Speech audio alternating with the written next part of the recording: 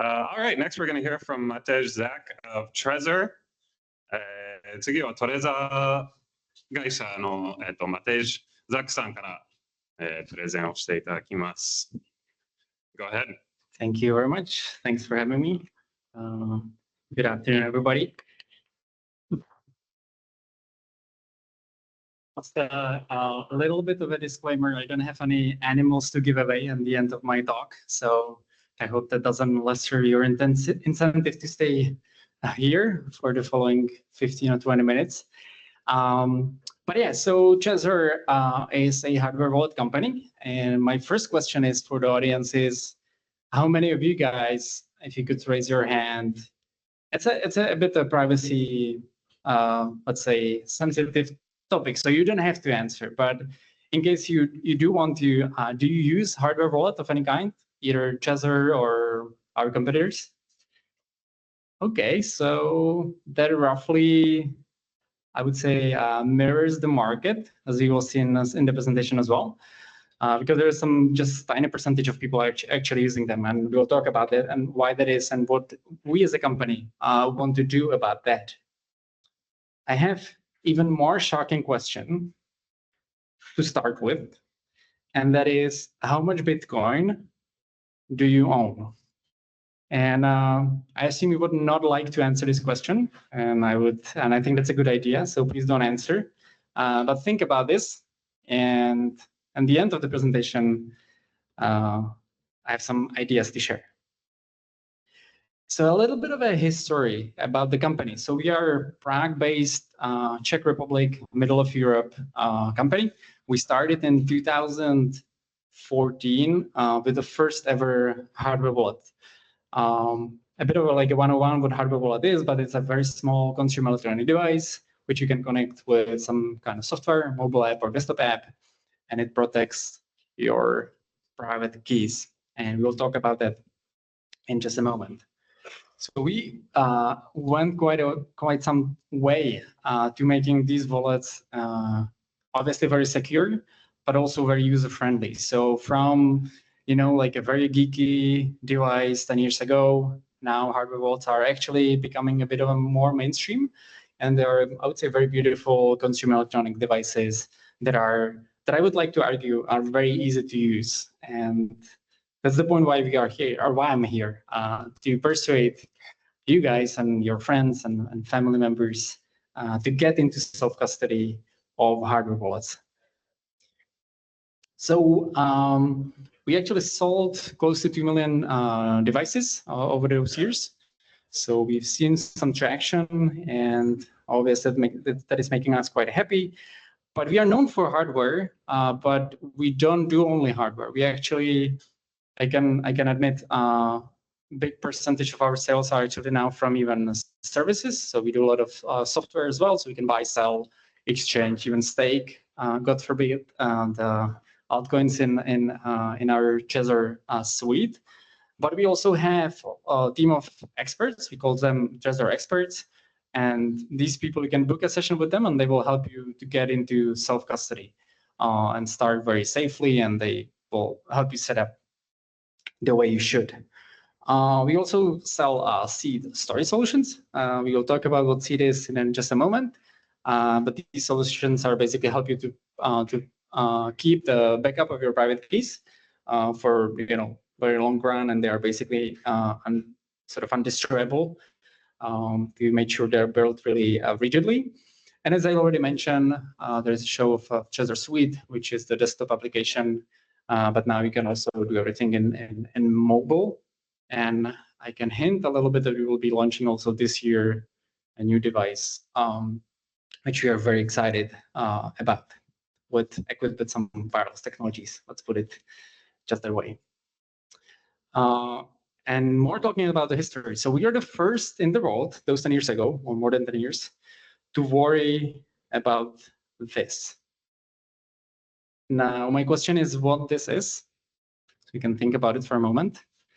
It's not a Wi-Fi password. It could be a very long one. But this is an actual example of a private key from Bitcoin. So what you don't see every day in front of your eyes, but that's on what the hardware wallet helps you to protect is private key, and private keys essentially are the coins themselves. So it's extremely important that these are stored safely and privately, and nobody has access to them, not even your server. It's better to keep them in cold storage of a hardware wallet. And we were the first one to worry about this, so you don't have to. And we created a standard that's called BIP39, but you might have seen this before. Now, when you use some, not just hardware wallets, but even software wallets, they will ask you to create a backup of those private keys, of that long Wi-Fi password, and turn it into something that's human readable. And that's very difficult to make mistake, right? Like in terms of writing it down. Because if you were about to write the super long Wi-Fi password down, that's very prone to making mistakes. So we created a standard, cryptographic standard, that helps you to turn it into something human readable and something that it's basically a vocabulary list that gives you these words, and you write them down and keep them safely as a backup of those private keys. And my initial question, and when I said it mirrors the number of hardware wallet users in this room mirrors the market. So there are some estimates that are roughly, let's say, 500 to 600 million users, crypto and Bitcoin users globally. And we know from sales of our company and our direct competitors that around 2% of the crypto users are actually sort of taking the security seriously and storing their private keys in hardware wallet devices dedicated specifically for keeping this safe, offline, etc. So, and our question is basically what we can do to make this percentage larger. So this is our mission. I'm not a big fan of like some wordy mission and vision statements, but I wanted to just highlight 3 points there that we will talk about a little more. So our mission is to empower individuals to self-custody their Bitcoin and crypto with tools that seamlessly balance security, privacy, and usability. And we like to say those security, privacy, and usability are kind of 3 pillars of kind of proper self-custody. And I would like to explain why on some real-life examples. So basically, my point is that if you don't have either secure enough or privacy-oriented enough solution, or even if it's like horrible usability, if one of these like 3 pillars kind of crumbles, then the whole self-custody model is very problematic and probably not great. And again, there are some real-life examples. So say we take away the security and you keep the private keys stored somewhere online on, on some server where attackers can easily attack them. Before I go to any conference, I always look these up, and you always have, new reports of new hacks and crypto and Bitcoin being stolen.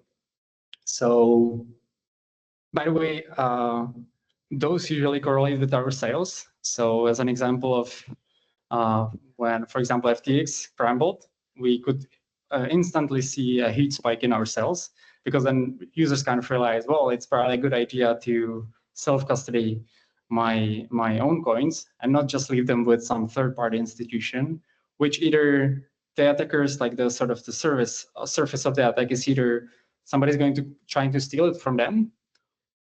That's still the better case, and the worst, they're just scammers, which was the case of FTX. But either way, you're leaving with some third party which you have zero control over, right? Privacy, again, the same example. We as a company actually kind of go a long way to ditch as much data around about our users as we can. So for example, we delete all the kind of order details of when you purchase hardware wallets from us. After some time, after it's delivered to you, we basically delete it from our database, and we don't have this data, right? So, and we kind of say, have this kind of claim, like the safety data is the one we don't have about our users, because then nobody can possibly steal it from us. And third, and interestingly, quite significantly in the last year, is obviously usability. I think this is the biggest hack of the history of Bitcoin and crypto has been the Bybit hack, with the sort of blind signing the transaction, right? Like the managers didn't know what they were signing, and it's a to a certain degree a bit usability problem, because they didn't know what they were kind of agreeing to when they clicked on the computer or the hardware wallet. So usability is a big sort of challenge as well, and it's super important that the wallets and the hardware wallets that actually something said before me are really user friendly, because otherwise they're again prone to mistakes and users can make mistakes. 2024, $8.3 billion worth of Bitcoin and crypto got either kind of hacked or scammed in some way from these big centralized institutions.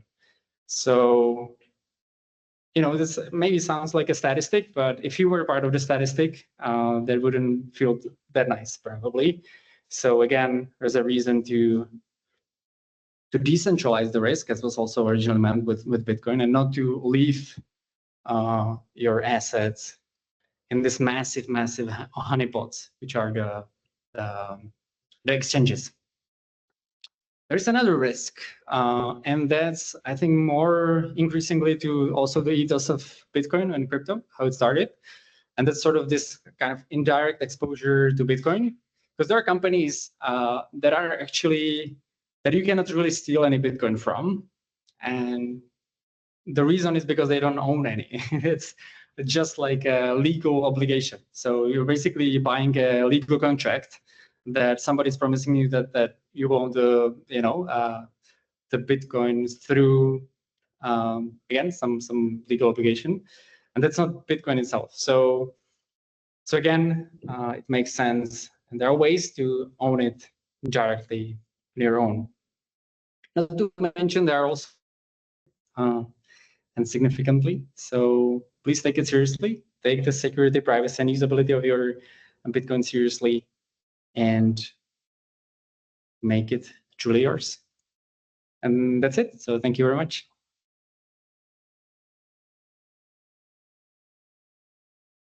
Some questions? Sure. Those very short. All right, let's do some Q&A. Does anyone have some questions? I have a question. The Trezor wallet design is pretty iconic, very recognizable. Was that purely a design choice early on, or is there like a hardware reason as well? It's related to the fact that our logo is basically like a lock. I don't know if you can see it somewhere. Right, like the logo on the back of the device is like a lock. Yeah. So the shape was supposed to be, yeah, it's like a design choice mostly. But actually, like interestingly, now we see it's also like for kind of usability of the small device, it's quite nice because it like kind of locks well in the hand. So yeah, ultimately it lets some accidentally do some nice usability as well. Yeah, cool. Any other questions?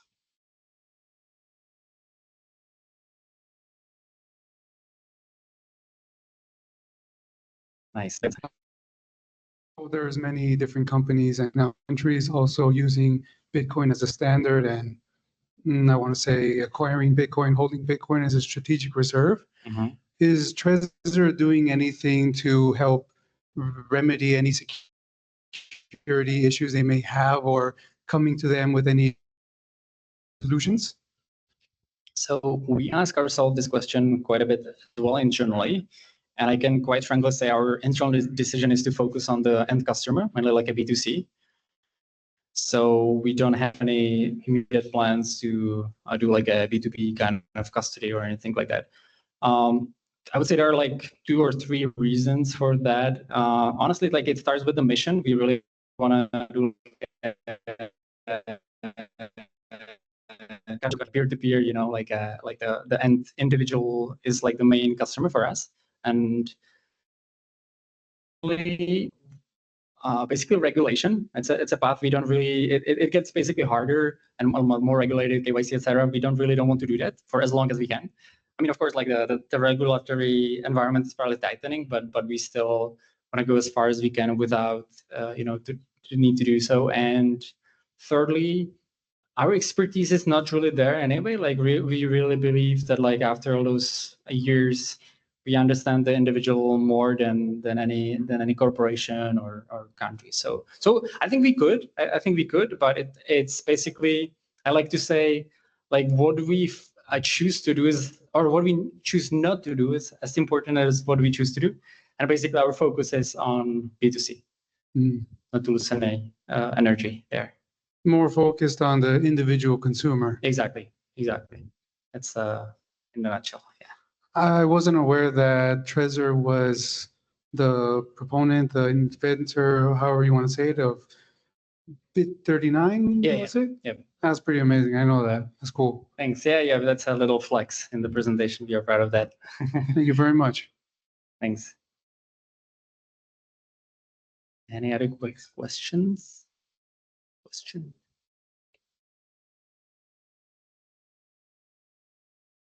I guess thank you. Thank you very much for your attention.